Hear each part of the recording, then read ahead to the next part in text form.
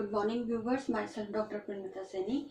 आज हम DLED second year के school culture management and teacher paper second के अंतर्गत क्रियात्मक अनुसंधान या क्रिया अनुसंधान के सोपान में सेकेंड जो सोपान है समस्या का विशिष्टीकरण करना, तो इसके ऊपर स्टडी करेंगे। इसका जो पहला सोपान था उसमें समस्या की पहचान था। तो समस्या की पहचान के बाद, जब समस्या की पहचान के पश्चात समस्या का क्षेत्र हम निर्धारित कर लेते हैं। जो फर्स्ट स्टेप था समस्या की पहचान, समस्या की पहचान में हमने इसका क्षेत्र और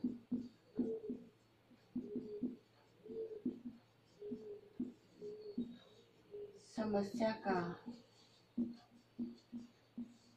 चयन करने के बाद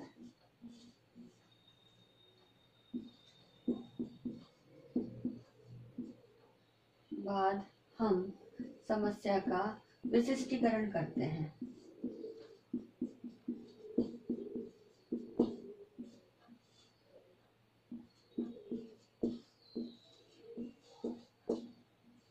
विशिष्टीकरण करते हैं तो समस्या का विशिष्टीकरण से मतलब है समस्या जिस क्षेत्र से संबंधित है हम उसको पिन पॉइंट करते हैं।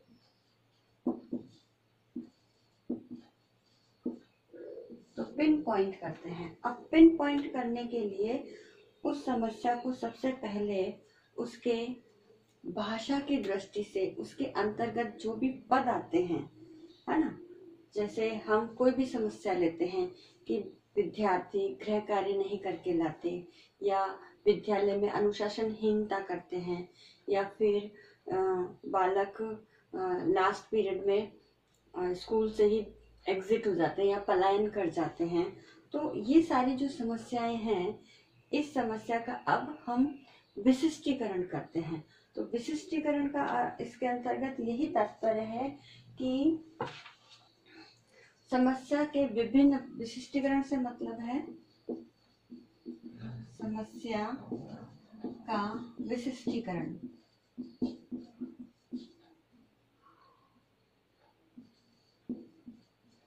समस्या का विशिष्टीकरण से मतलब है समस्या के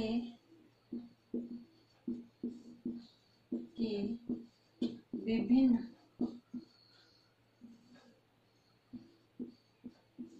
पदों का सावधानी पूर्वक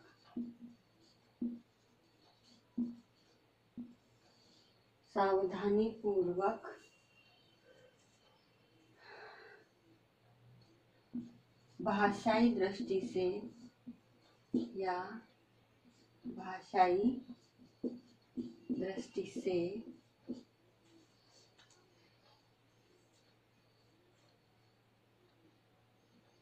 इसको बोलते हैं सूच्यग्र। सूच्यग्र का मतलब है पिन पॉइंट करना। तो ये इसका मीनिंग है कि हम जो भी समस्या लेते हैं उसके अंदर जो भी पद आ रहे हैं उस समस्या से संबंधित, उसको भाषा की दृष्टि से सावधानी पूर्वक पिन पॉइंट करना। अब इससे पिन पॉइंट करने से जो समस्या है उसमें व्यापकता समाप्त हो जाती है। यानी हमें पूरी विद्यालय की समस्या का अध्ययन नहीं करना, मतलब जो हम समस्या लेते हैं उसको विद्यालय स्तर पर नहीं करना, बल्कि उसको पिन पॉइंट पर्टिकुलर जिस क्षेत्र के भी पर्टिकुलर एरिया से संबंधित है हम उसकी स्टडी उसमें करते हैं। तो जो होलिस्टिक अप्रोच है या व्यापकता समग्रता की जो बात आती है वो इसमें समाप्त हो जाती है, और समस्या का से संबंधित जो भी हम आगे के स्टेप्स फॉलो करेंगे उसके अंतर्गत कार्य करना भी सहज हो जाता है। और पिन पॉइंट करने से समस्या के जो विशिष्टीकरण पर जो भी हम पद लेते हैं उसका हम गहराई से विचार कर सकते हैं कि ये समस्या इस पर्टिकुलर इस एरिया से संबंधित है। तो गहराई से चिंतन करने के पश्चात हम उस समस्या का समाधान कर सकते हैं। साथ ही उसके अंदर अनावश्यक शब्दों का जो हम दिशा निर्देश प्राप्त कर लेते हैं व्यापकता के कारण, वो समस्या हमें फेस नहीं करनी पड़ती अगर हम समस्या को पिन पॉइंट कर लेते हैं। तो साथ ही इसके दौरान जो समस्या वास्तविक है उसकी ही हमें उसके एरिया, उसके पर्टिकुलर एरिया से संबंधित हम उसी के संदर्भ में अब आगे की कार्य योजना बनाते हैं।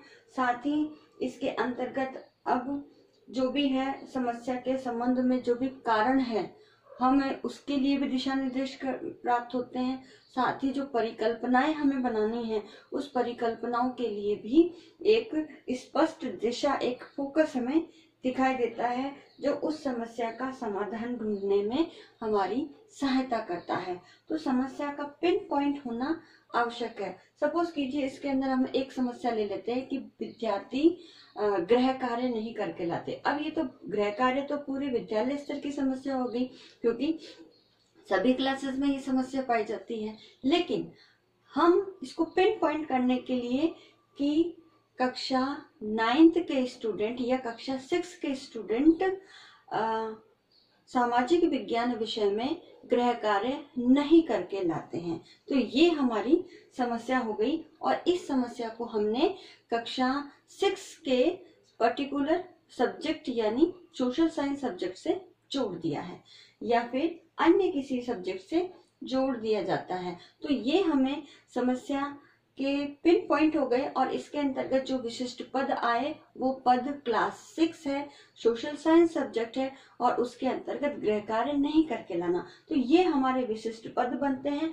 जिनको सावधानी पूर्वक हमें भाषा की दृष्टि से इसको सूचक्र यानी पिन पॉइंट करना होता है ताकि हमें इस समस्या से संबंधित आगामी कार्य योजना बनाने के लिए हमें स्पष्ट दिशा निर्देश मिलते हैं जिसके द्वारा हम इस समस्या का समाधान कर सकते हैं। इसी का एक और एग्जाम्पल हम ले सकते हैं कि विद्यार्थी विद्यालय से पलायन करते हैं। अब विद्यालय से पलायन करते हैं तो ये तो एक व्यापक स्तर पर हो गया, लेकिन अगर इसको हम गहराई से सोचेंगे तो कौन से क्लास के विद्यार्थी पलायन करते हैं इस पे फोकस करेंगे, विचार करेंगे गहराई से।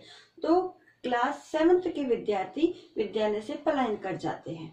ठीक है, अब कौन से 2 पीरियड में पलायन करते हैं, या लंच में करते हैं या फिर छुट्टी के 2 पीरियड पहले करते हैं या फिर पहले लंच से पहले पलायन करते हैं, दैट इज स्पेसिफिक विशिष्टीकरण। तो इसमें हम लेते हैं कि क्लास 7th के विद्यार्थी अंतिम 2 कालांशों से पूर्व ही विद्यालय से पलायन कर जाते हैं। तो ये हमारी पिन पॉइंट समस्या हुई। तो इसी प्रकार हम समस्या का विशिष्टीकरण करते हैं और ये समस्या का विशिष्टीकरण जो है ये इसका दूसरा स्टेप है जिसके आधार पर आगामी जो भी पद हैं उसके लिए हमें स्पष्टीकरण भी मिलता है, दिशा निर्देश भी मिलता है और आगामी जो हमारे जो पद हैं उनके आधार पर हम किसी समस्या का भी समाधान करने के लिए कार्य करते हैं। तो आज के इस वीडियो में सेकंड पॉइंट को हमने जो स्टेप है उसको डिस्कस किया है।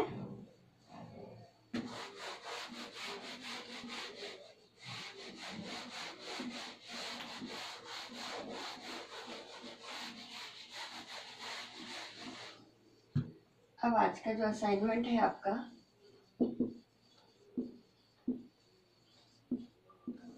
इस असाइनमेंट में हम आपको एक क्वेश्चन देते हैं कि क्रियानुसंधान के सेकंड चरण या सोपान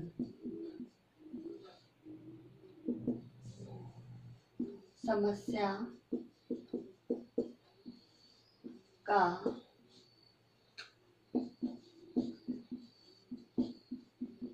विशिष्टीकरण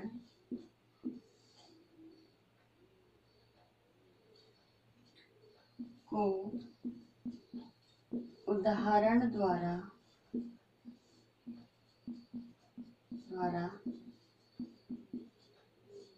स्पष्ट कीजिए।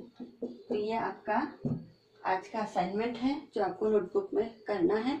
इसके साथ ही इस कोरोना महामारी के दौर में आप अपने घर में रहिए, सुरक्षित रहिए, सेफ रहिए। आवश्यक हो तो ही घर से बाहर निकलिए, अन्यथा घर में रहिए। राज्य सरकार द्वारा जारी जो भी गाइडलाइन समय समय पर जारी हो रही है कोरोना वायरस से बचाव हेतु, आप उसका पूर्णतः पालन कीजिए। आई होप ये वीडियो आपके लिए यूजफुल होगा। So thank you.